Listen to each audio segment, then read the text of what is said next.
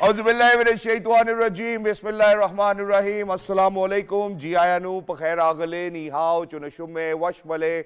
Ohio Gonzaimus, Guten Morgen, Hola, Boyo, Privyet, Kaifa hal? Halishuma Chatore, Ahlan wa Salam Marhaba, Buna, Mucho, Gracias, Swabia, Bhalli Kare Aaya.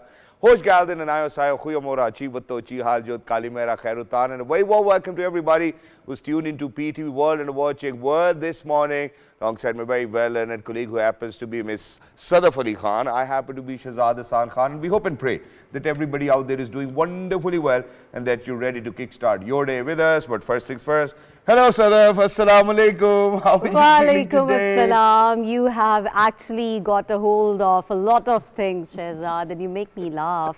With every passing day, you know, we're like synchronizing. I think it's great because imagine that for everybody who's actually sitting in front of their televisions right now or probably on their cell phones watching us live in 46 different countries right now, I think they really need to feel the same, you know, just exactly how you're feeling. But while we're at it, ladies and gentlemen, just yesterday I received a text message on my WhatsApp saying that temperatures over here in Islamabad will be dropping to -2, so below 0 degree.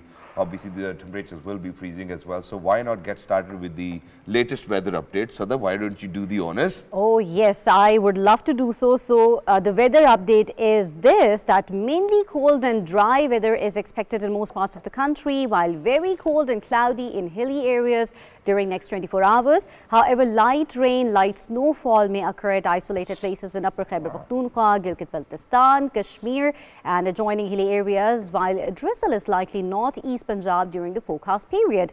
And according to Met Office, if we talk about it, moderate to dense fog in patches is likely in plain areas of Punjab, Upper Sindh and Khyber Pakhtunkhwa during night hours. This is for the people who are using M1, M2 motorways. They have to take extra precautionary measures. And the Met Office informed that continental air is prevailing over most parts of the country as well. And I believe that all we need right now is, I think, in all of the urban centers is a bit of rain. So Allah Pak, please, you know, give us a bit of rain, because the weather is going to be dry and cold, and that's exactly what we do not want for our children. I really want to share something over here. I always share something. So there was this one time, my grandmother, she was admitted in the hospital, and she just said, "Pani, pani." So there was this nurse, male nurse, and he was like, "Amma ji, I can bring pani for you." She was like, "No, I'm just talking to Allah Ta'ala. I'm saying, Allah Ta'ala, please pani barsa dein." So yeah, this is how you can actually connect with the God at the same time. And people are thinking, okay. And this is what you call manajat in Urdu, you know. So always please make sure that, you know, that you have a conversation, whatever you feel like, with Allah Almighty. But while we're at it, since you do know that, you know, that other part of my profession is being a sports broadcast journalist, so I'm always interested in sports news as well. So, ladies and gentlemen, imagine that in Philadelphia, winning the under-11 boys and under-13 girls titles, showcasing their exceptional talent on the international stage, Pakistani players delivered exceptional performances at the US Junior Open Squash Championship, claiming victory in the 2 prestigious categories. Wow, congratulations to all of those amazing children who have been participating. In the under-11 boys division, Muhammad Hammas Ali Raja secured the title after a dominant 3-0 win over American opponent Archie Blood. Raja won the final with scores of 11-8, 11-8 and 11-8 in Philadelphia. Wow, that's very consistent. Meanwhile, Mahnoor Ali triumphed in the under-13 girls category, overcoming Egypt's Linda Al Sayed in a thrilling match. Mahnoor claimed the title with a 11-8, 12-10, 6-11 and 6-3 victory. These victories underscore the growing prominence of Pakistani players in junior squash on the global stage. It's always very exciting to see Pakistani players excelling and making a very good name of Pakistan. Now, I have another very exciting news as well, where second one-day international between South Africa and Pakistan will be played today in Cape Town. This is for all the cricket lovers, and Pakistan is leading the 3-match series 1-0. Yay, this is interesting as well. So, second one-day international between Pakistan and South Africa will be played in Cape Town today, and the match will start at 5 in the evening, and Pakistan is leading the 3-match series. And you can watch this live on PTV Sports. Because last time I think it was Saim Ayub and it was Salman Ali Agha who actually made it possible for Pakistan. Saim with a beautiful 109 knock. Salman Ali Agha getting 4 wickets as well and scoring another 70 and 80. And they shared the man of the match award as well, because Salman Ali Agha thought, okay, I need to share it with Saim Ayub. But while we're at it, Ladies and gentlemen, just yesterday we spoke about artificial intelligence and how it's going to impact our lives, whether it's good for us or not. I think we will continue with the same conversation, but I would certainly want people to have a better understanding of generative artificial intelligence. So generative artificial intelligence, Sadaf, is basically, example, you give a prompt to this application, it can produce music for you, it can produce content for you, it can write scripts for you, it can make movies for you, it can write songs. I mean, it can do anything for you. So imagine that if we are to kind of speak about it, I think it's a hallmark in mankind's history, or the entire human race history as well. It might be the epitome of it. But to speak about it, and the effects of it, whether are we damned if we use generative AI, are we not damned if we use artificial intelligence? But if we are to speak about emerging economies, how can they latch onto it? Because I think this is the latest revolution. Pakistan needs to get on this bandwagon. And to speak about it, this gentleman that we were able to get over here in the studios is no easy gentleman, ladies and gentlemen. I think he's the talk of the town. Wherever he goes, all over the world, people are chasing him. Even global leaders, world leaders, leaders over here in our country actually want him to come and kind of set a breeding ground for all of us so that we can actually latch into this revolution. If I am to kind of give a brief introduction, imagine that he was founder and CEO of Elastica, which merged with Blue Coat for $280 million, and the joint company was later acquired by Sementech for $4.7 billion. Previously, he was the founder and CEO of Vicorus, which was acquired by Tel Labs for $180 million. He started his own career at Sun Microsystems, where he helped in building industry's earliest GPUs as well. And now currently his company's name is Security.ai, and its worth is somewhere around $2 billion. Ladies and gentlemen, we're very lucky that we have been joined by that man of the hour. He happens to be Mr. Rehan Jalil. Assalamu alaikum, good morning, how are you? Wa alaikum assalam. Thank you so much for hosting here. Thank you so much for joining us. It's so amazing to actually have these superstars. See, people would always look up to these superstars of probably Hollywood or Lollywood or whatnot. So, for us to have the superstar of the IT industry is something which obviously I cannot really keep myself calm because you're here. Thank you so much, first of all. If Tala's listening, Tala, thank you so much for making us, kind of connect paths with Mr. Rehan as well. So, sir, first things first, let's speak about generative AI. I've given a very layman description of what it is. What can it do for all of us, generative AI? I think it's good to understand that why it's so disruptive. Yep. Just like humans are so distinct for any other living species, because they can understand language. So the machines of the future, the current machines of AI in the future, they can understand language, which previous machines could not. And that creates a whole different wave. True. This is the whole new generation, which is going to be the expertise generation. We were in information age. Now it's going to be world's best experts in certain areas because machines can learn from the knowledge of that domain. Exactly, and that is something that machines can do by themselves, so really they do not need any human around them. They will continue to learn. We spoke about sensors as well, data collection, and all of that will be collaborated in generative AI. Wonderful. Now, how do you think for a country like Pakistan, where unfortunately, I'm not going to say fortunately, that our exports were at $3 billion, our rice exports were at $4 billion, because I think that's exactly what we need to ask you. How do we make it our breeding ground? Now, imagine that if you were one individual from Pakistan was able to do it, to probably garner $500 million or $600 million, and then establish a company which is worth $2 billion now. How do you think we all can do that, or Pakistan can do it? Yeah, I think in general, any emerging economy, this is a huge opportunity. Think of this way: what is AI? For any profession, the world's collective knowledge in that profession is being used to train AI in that area. So you have world's best teacher, world's best doctor, world's best nurse, engineers, all kinds.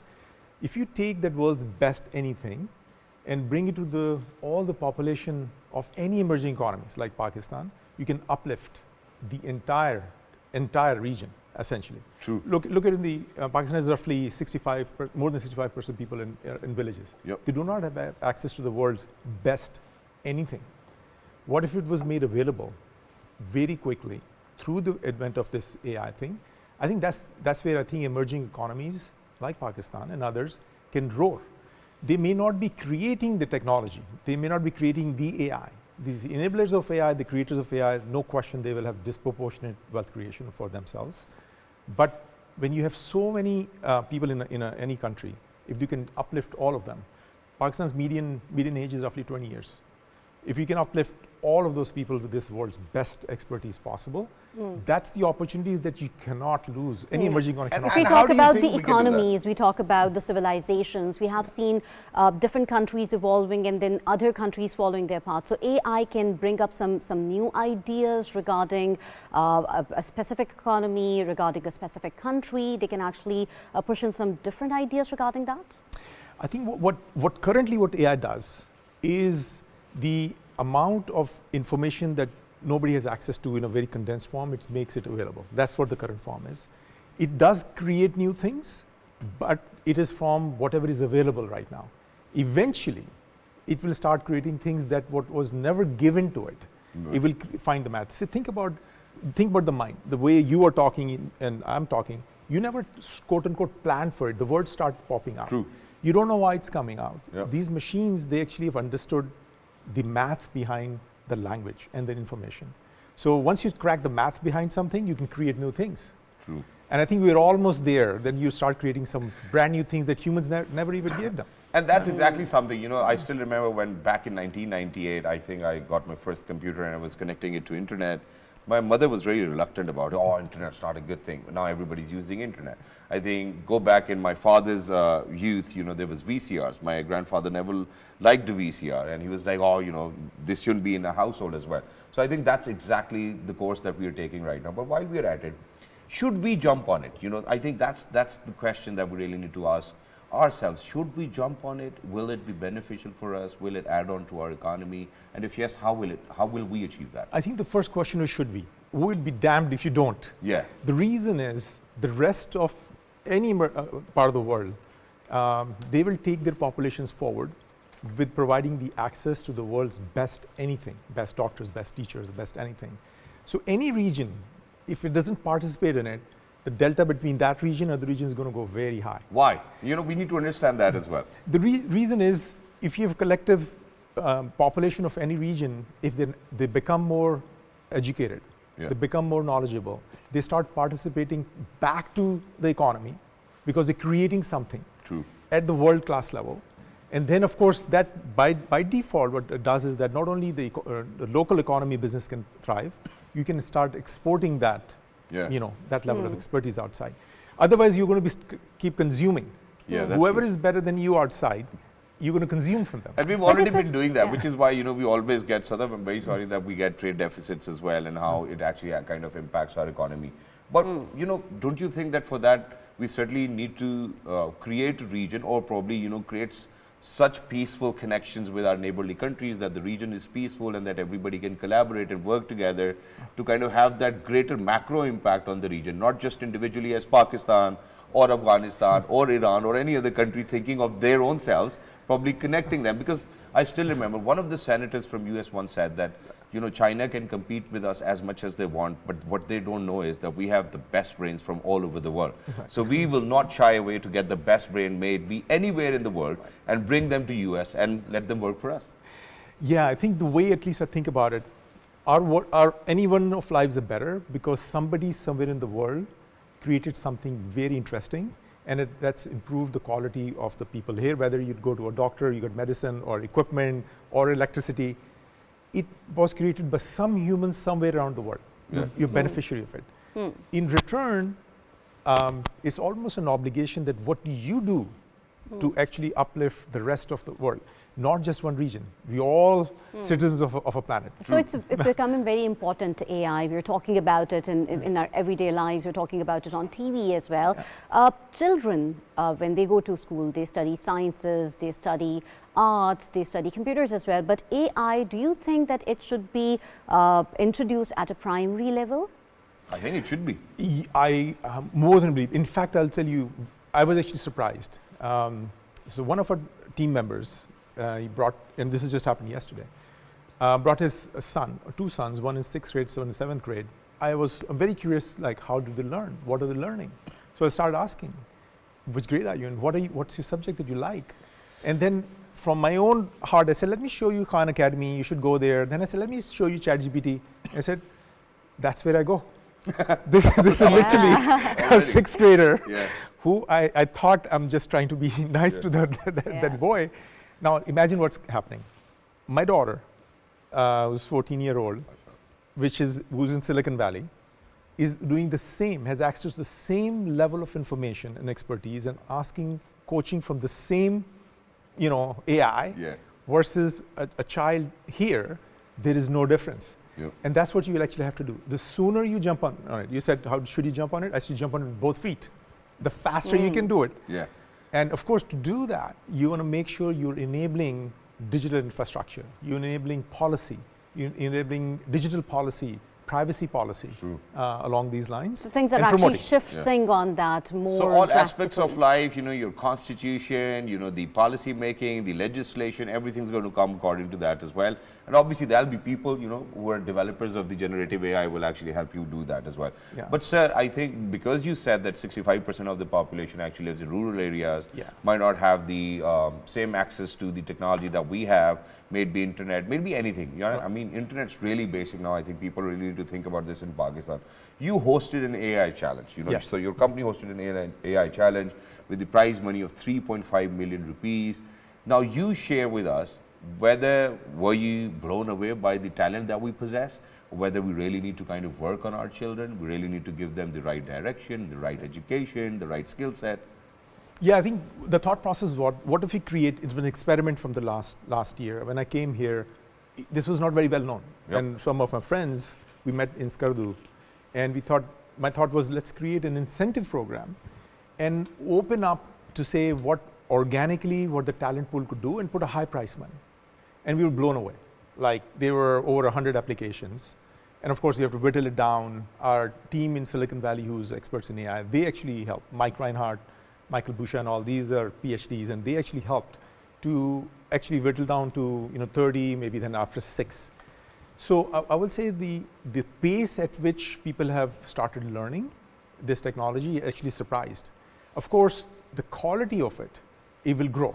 Yeah. They're not there as yet, but that's okay, because that's how the journey goes. But my sense is that when we do it, hopefully next year, this will be a whole different ballgame. Inshallah. And inshallah, we'll and do it that's next exactly year. how we would want to see it as well. So very quickly, moving on to the other side of the picture, are we damned if we use AI? So what are the uncertainties and dangers of AI, if you may speak about them? Now, if you can imagine the world's entire knowledge, the human knowledge, we're giving it to a machine, and that machine doesn't die. Humans die, people have to learn all over again, the children have to learn, the cycle goes, right? Yep.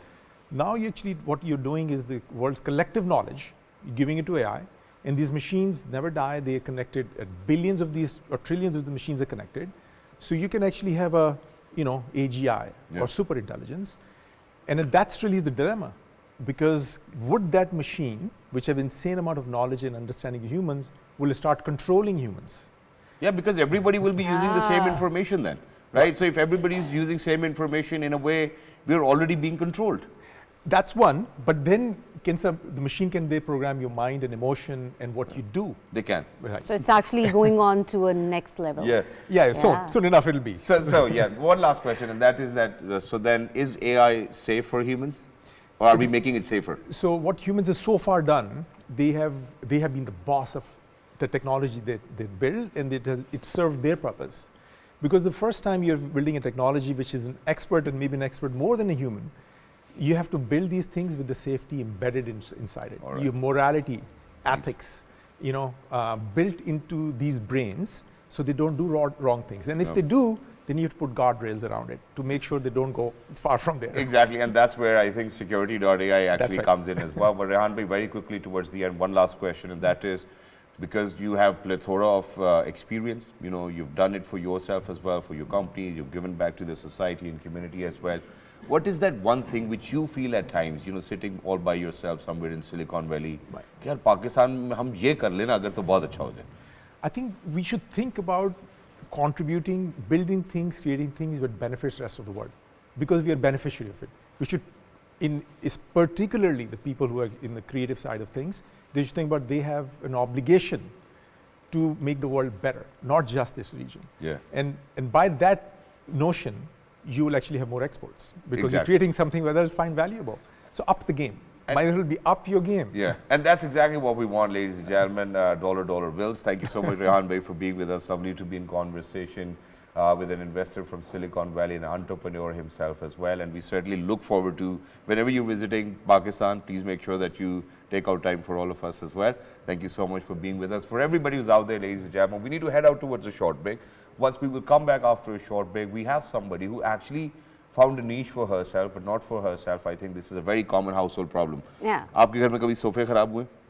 कपड़ा चढ़वाया दोबारा? Oh, everybody does that. I think Everybody we all does have that. gone through that as well. So we will be talking about that. So there's this lady, you know, she saw her mother painting furniture, and then she found a business out of it. So she's not just an artist, she's an entrepreneur as well. What is she doing? Ladies and gentlemen, we'll be figuring that out as well. After a short break, don't go anywhere, we'll be right back. Good morning. Stay tuned.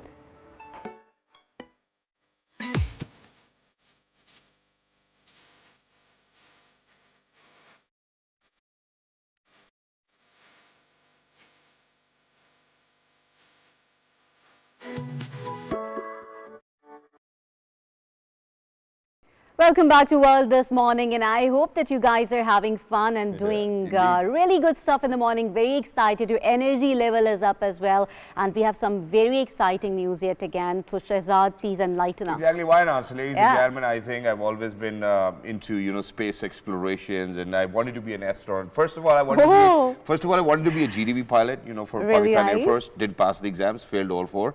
Then I was like, okay, what should I do? Then I was like, okay, I can be a daydreamer about it. So imagine that Chai Shushi, a Song Ling Dong, part of China's 3-person Shenzhou 19 mission, spent more than 9 hours spacewalking outside the Tiangong space station from late Monday night, December 16th, through Tuesday morning, December 17th, according to officials with China's Manned Space Engineering Office. That broke the previous duration record for a single extravehicular activity, which was 8 hours and 56 minutes. According to NASA, that mark was set by NASA astronauts James Voss and Susan Helms outside the International Space Station back in March 2001. Shenzhou 19 astronaut Kai Shushi conducts a spacewalk outside China's Tiangong space station. Wow, congratulations. But you know, from 2001 to 2024, took like almost 23 years to break that record.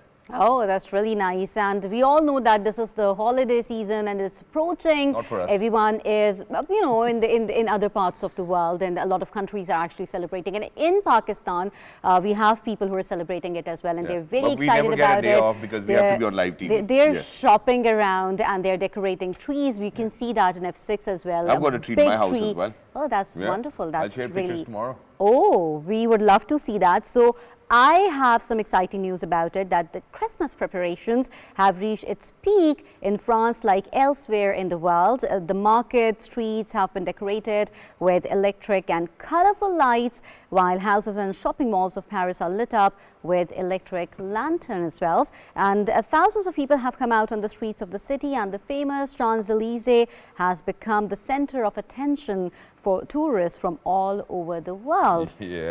I think it's wonderful. And while we are at it, you know what, I think I'm going to share a very interesting fact, even though people do not like doing that on television. But imagine that for the very first time when I read Champs-Élysées, you know, it was a very different ballgame then. Do you know what I read it? I don't know whether I need to share it with our audiences as well, but I wasn't right on point so as well. Shahzad, everybody does that. That's okay. Yeah, so you know what, I wrote it, you know, so I think I'm going to share it with my audiences. The very first time as a kid when I came across Champs-Élysées written somewhere, I wrote it Champs L-E, something of that sort as well. Then my father tapped me at the back of my head. It's like, this is Champs-Élysées. I was like, okay, sorry. But while we were at it, ladies and gentlemen, we've spoken about how duct-taped banana to a wall was sold for $6 million. Then there was this empty canvas, which was sold for $1.8 million. And now imagine that an Englishman has bought a perfectly round egg for £200 in a charity auction. The 1 in a billion spherical egg was discovered by a woman at a supermarket in Scottish town of Ayr. She then sent the egg to the Leventis Foundation, a youth charity that regularly organizes fundraisers. The egg was purchased by Ed Pownall from Berkshire for £200, who said it was money well spent. The charity that auctioned the egg provides mentoring, life coaching and mental health support to young people in Oxfordshire. Wow, that's wonderful. I don't know, I think we should have given credit to the hen who actually laid the perfect spherical egg rather than you know, somebody else getting £200. She deserves a prize as well. Obviously she does. But while we're at it, we did speak about how, this is a normal conversation in our household. Yeah. My mother telling my father, because my nephew's getting married and everybody will be traveling from England, that we really need to fix our furniture. So it's most of the time not new furniture, but kapda change kara lo, lakdi theek kara lo, all of this. And while we are at it, ladies and gentlemen, imagine that this amazing lady actually found a niche in it. She saw her mother painting, and I never knew that there was something known as furniture painting as well. She started furniture painting. Not just that, in addition to this, she made sure that she's going to sell it, for other people who are out there. You can get it customized, how we soup up cars, we customize our cars. You can do that too as well. But to speak about it and her niche. You see how beautiful that is. Everybody's watching it. Obviously, and we will be sharing really more of it as yeah. well. So let's hear it from the lady herself. Ladies and gentlemen, we're very lucky that we've actually been joined by Miss Nadia Hasan, happens to be an entrepreneur. Hello, assalamu alaikum, good morning, how are you? Assalamu alaikum, and thank you so much for calling me and for such an elaborate introduction. Wa alaikum assalam. And I truly believe that, people who actually join us over here really needs to be given these elaborative introductions as well. And it's because of the fact that you've achieved something and you're here to showcase, not just showcase, but rather, share inspiration with a lot of other people as well. Motivate a lot of other exactly. people as well. So while we are at it, let's get started with it. How did Nadia get into furniture painting? Yes, 5 years down the lane, if you would have asked me what is furniture painting, I would have been a total naive and not knowing what it is. I saw my mum actually painting furniture, and she was redoing her patio, and she took some classes, and she said that let's paint the furniture. Traditionally, we have all heard about furniture polish, the typical brown polish and darker brown or light brown or walnuts. But painting on furniture was something very new. This is something which is called chalk paints. These are amazing paints, and they were founded in 1990s by an artist and an entrepreneur known as Annie Ceylon. She's a British artist. So she basically started these furniture paints. So while my mom was painting and I joined her, it was so therapeutic, and the results were amazing, because these furniture paints, they stick to anything and everything. How difficult is it for a newbie to start doing this?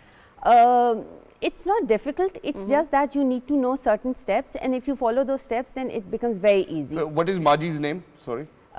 Ruby. So, Ruby auntie, if you're out there, why were you painting it in the first place? मेरे ख्याल है उनके घर में वही discussion हो रही होगी कि नया नहीं आएगा, खुद कर लो जो करना है. Something like that. Exactly. Abba said, this is the patio, I've made the patio, you put the furniture in it.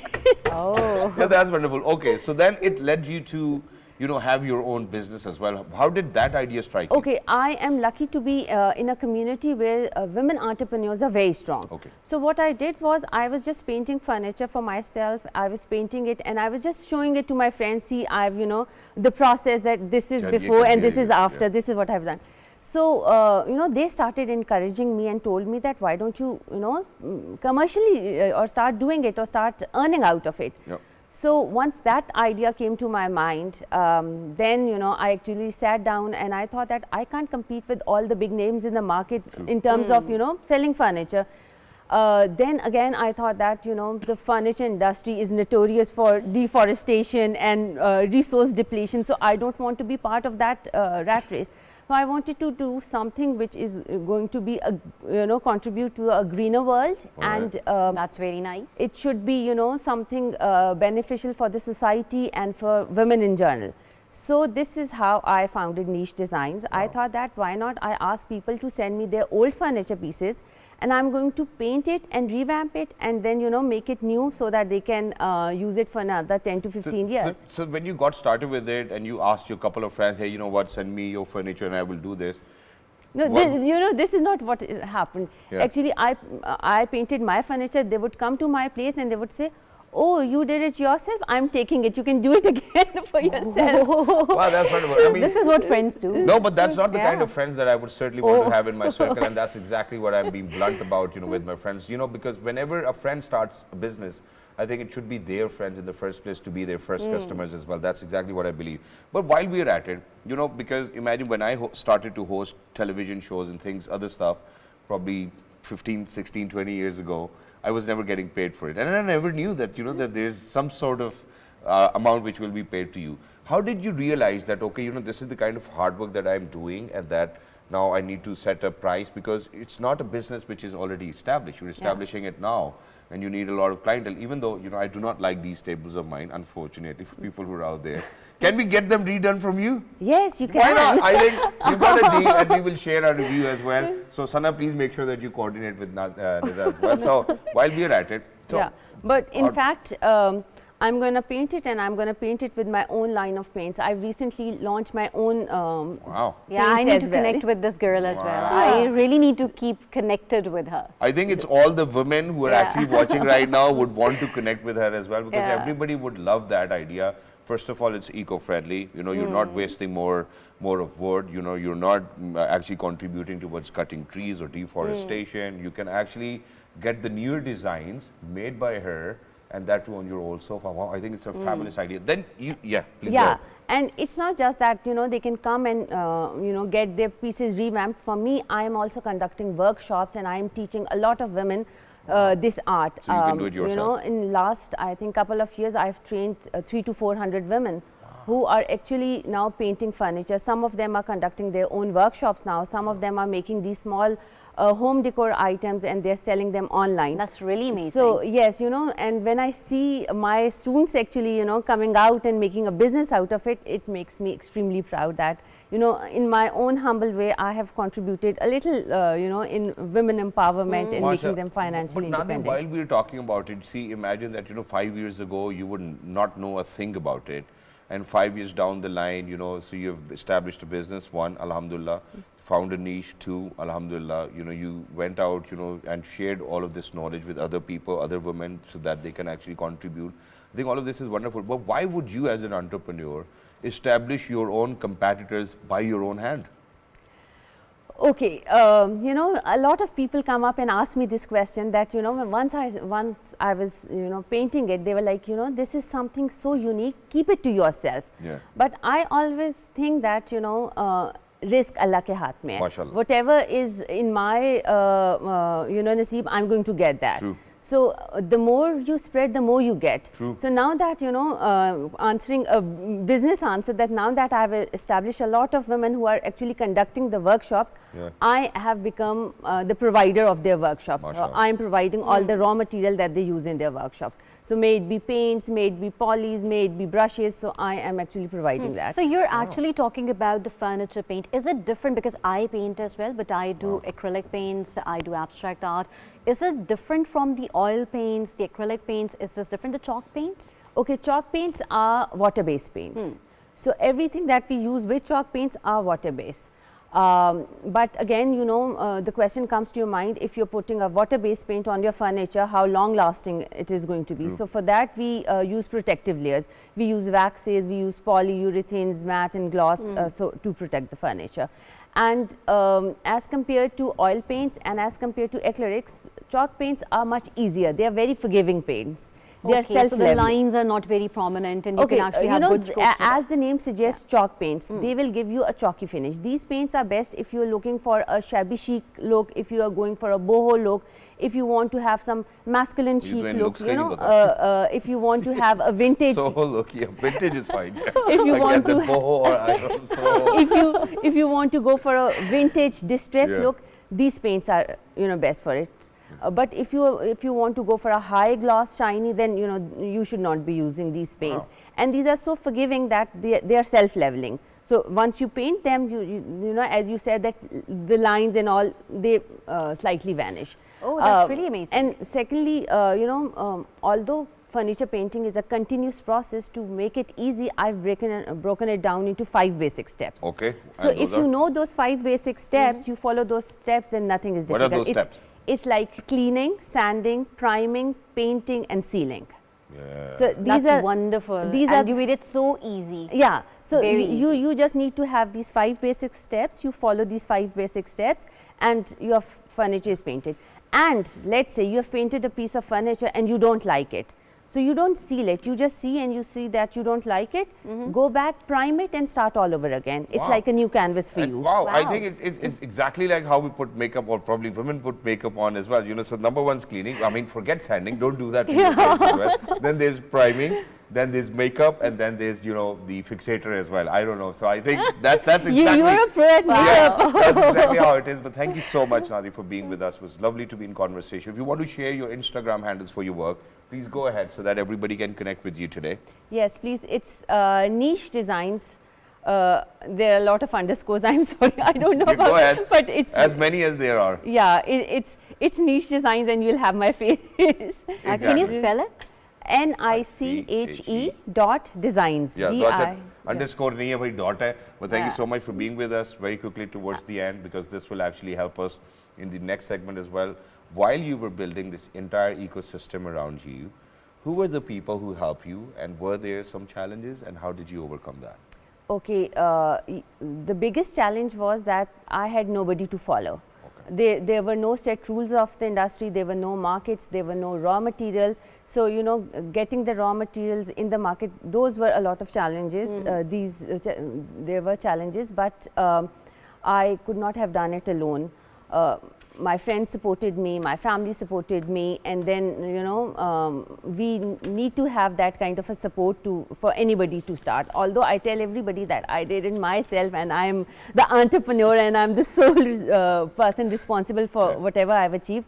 But honestly, without the support of, you know, your inner circle, you can't just do that. Thank you so much for being with us. Lovely to be in conversation with you, and thank you so much for sharing your inspiration story with a lot of our viewers who actually reside in 46 different countries. Wow, that was a phenomenal story. Imagine that's how you strike an idea, that's how you chase it, you keep at it, and ladies and gentlemen, now alhamdulillah, she's over here as an entrepreneur, and she's looking after so many other women and all of those groups who've actually helped her as well. I think that's where you give back to the society. But while we're at it, I think I've got some other interesting things which I would like to share, you know, for our audiences. That is that the US City Council urges residents to stop sticking googly eyes on sculptures. Why would they do that? A city council in the US has urged residents to stop sticking plastic eyes onto sculptures and murals in the city. The googly eyes appeared on various art pieces around the city of Bend in Oregon state, and the humorous craze went viral. Look at that. The city council responded by calling on residents to refrain from sticking the plastic eyes on art pieces, that it had so far costed $1,000 to remove them. Many social media users, however, wanted the googly eyes to remain fixed on the art pieces as they thought it was fun. All right, so we have some more exciting and interesting news where dozens of children with disability gathered at the famous Copacabana beach in the Brazilian city of Rio de Janeiro to receive presents from a white bearded man dressed as a Santa Claus. Wow. I mean, have you ever been dressed up as a Santa Claus? Never. No, really? No, I no, mean, no. I think I've given it a try. Really? Well, it didn't work out. You That's know, really I wore good. the hat and the beard and everything. I just wore that hat, but nothing else. But nothing else. Okay, Yeah, that's nothing fine. else. But yeah, I Not the think beard. for him to do what he did, I think it was fantastic as well. Everybody's getting up for Christmas, New Year's Eve, and for everybody who's actually celebrating Christmas, you know, may you have the bestest of time of the year as well. While we're at it, and since I actually spoke about, you know, whether the environment was conducive for Nadia or not, I think this is exactly where I would want this conversation to head. And it's because that we will be speaking about women's rights and child rights as well. And we're very lucky that we've actually been joined by one of the experts who truly had, hands down, happens to be one of those amazing people who've contributed quite a lot. We're very lucky that we've been joined by a legal expert over here, Mr. Sharafat Ali Chaudhary. Hello, sir. Assalamu alaikum. Good morning. How are you? Good morning. Thank you. I'm perfect. Thank you so much, sir, for joining us. Wonderful to hear, to have you over here. And while we are at it, obviously, this year, 2024, marks the 35th year of Pakistan signing the Convention of Child Rights as well. You know, we've had very ambitious people, you know, who actually contributed to the draft making of it as well. And it came into being. It's over here. It's a part of our legislation. But where are we on child rights? Thank you very much for reminding this very important milestone that it's 35th year of Pakistan's ratifying the Convention on the Rights of the Child. I think we can take from the two perspectives that as far as what Pakistan achieved during last those 35 years. I think we can even talk even before coming into being of this convention, that Pakistan's constitution of 1973, as far as you said, our ambitions are concerned, Yeah. that our convention is even constitution is of 1973, and there are very specific provisions. Those are related to women and child protection. There are Article 25 that all are equal before the law, but there are sub-article 3 of the 25 that says that nothing stops the state to making special legislations for women and children. I mean that you go one step ahead as far as women and children are concerned. Then there is Article 35 that says that state shall protect women, children and family life. So मर्द का तब भी जिक्र नहीं की. So as far as the Mard is concerned, you know that this is this is called the affirmative measures. Okay. This is called a positive discrimination, and even it's a very much Islamic concept.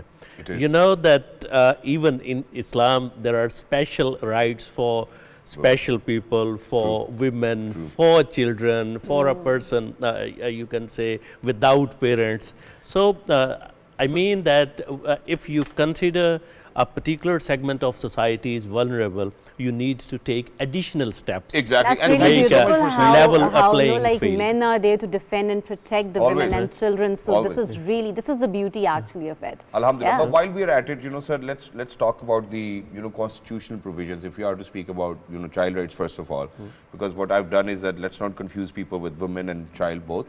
So what are the constitutional provisions if you are to speak about child rights? Interestingly, in Constitution, as I just said, there were two provisions. In both the provisions, women and children are both used together. Okay, wonderful. Definitely, the laws to enforce those provisions as far as the legislation is concerned, delegated legislation delegated from the Constitution, I mean those acts and ordinances, those are definitely different, and they are different even the different provinces.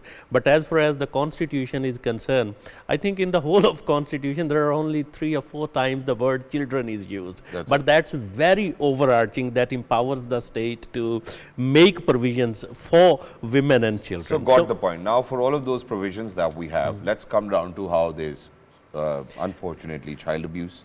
Now how there is, the protection perspective of it is not touched upon, how there are multiple issues, how there's, human smuggling, how there's children out on the streets begging, how there's child labor. There's so many ills within the society that even if you're very passionate about it to be included within the Constitution and be the overarch perspective of it, well, we're not, we do not see any results on the ground of all of that legislation which has taken place. The child trafficking, child sexual abuse, child labor, child domestic labor, those are, as you said, very persisting, unfortunate issues. Those are existing in a society. True. So if we take it from the policy perspective, that how state is actually thinking to counter those. Being a lawyer, I will take it from the legal perspective. Yep, and you know that during last 15, maybe 10, 15 years, Pakistan made a very marked distinction as far as the legislation is concerned.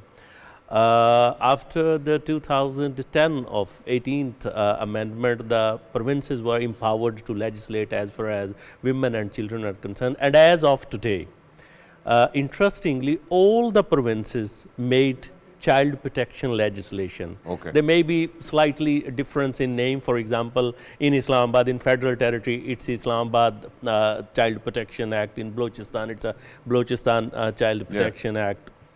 And in Punjab, the name, and in KP may be slightly different, but they all got almost the similar scheme. The laws are there. The specific courts, special courts are empowered to take on these issues, to hear those cases. It requires a specially trained people. Those will, you can say, deal with such kind of issues. But now the next, and even there is a federal legislation, as you hinted upon, the trafficking as well. There is a 2018 special legislation that's applicable throughout Pakistan. In 2016, criminal law has also been amended, Pakistan Penal Code, and specific provisions related to sexual abuse, child pornography, trafficking, all, I mean, cruelty to child, these offences has been criminalized. All right. So this is one step, that there are structures, there are institutions, those are there to stop these ills, to protect the children. Exactly. Thank you so much sir, for saying that. But very quickly, because we short on time as well, and we need to speak about how women are being protected. Now, how do you think a child would know about all of this and will actually go to somebody who can come see a person like you and be like, this actually happened with my child? Because that's exactly the menace within our own society, that we do not want to report it. Most of the time, it's one of our chachus or mamus or uncle or driver or people like that who surround those children. How do you think we enable them to use their constitutional right to come and penalize those people? Actually, that's a very interesting question, because that knowing, having legislation, having rights is one thing, knowing those rights is a second thing, and then getting those rights to be enforced is a third perspective. Yep. Unfortunately, many of people, I've been, you can say, training. I got an honor to train a lot of judges, prosecutors, lawyers, in the police officials. A good lawyer always knows the judge, sir. And sometimes I mean that it becomes even strange for me to hear that when even the law-knowing people, they do not know. They should know the law, and they do not know. So what to talk about the common people? I think these rights should be included in the curriculum. It should be educated from the very beginning. Those legislations should be taught at the school level. This is what you're talking about, the kids. If you talk about the women who are at home, who are actually being a victim of domestic violence, at times they are being told that this is a ghrelu mamla. So this needs some enlightenment as well, right? When there is a violence, it's not a ghrelu mamla at all. It's not a domestic issue. It's a legal issue. You can say that it requires a certain penalization. All the provinces right now, I can tell you, during short of time, I'm not going into detail, but I can tell you that all the provinces got legislations. Those are, the basic purpose is actually to curb the domestic violence. Exactly. So we need to know, interestingly, we need to know those institutions, we need to know those helpline numbers, we need to know the relevant people, and for that, I think a lot of awareness. I will sum up in a way that Pakistan has made a lot of good legislation to protect women and children. Now there's a need to let people know what is that. Exactly, and that's exactly what our job is, and we certainly, ladies and gentlemen, day in, day out, make sure that we bring you such programs as well. But thank you so much, Sharafat bhai. I'm going to stand up and thank you as well for, sharing all of these insights with us as well, because, and later on, inshallah, in this week or next week, we'll make sure that we have you again to speak about women's rights precisely as well. Thank you so much, sir, for being with us. For everybody who's out there, ladies and gentlemen, look after yourselves. Good morning. Bye-bye. Take care of yourself. Good day.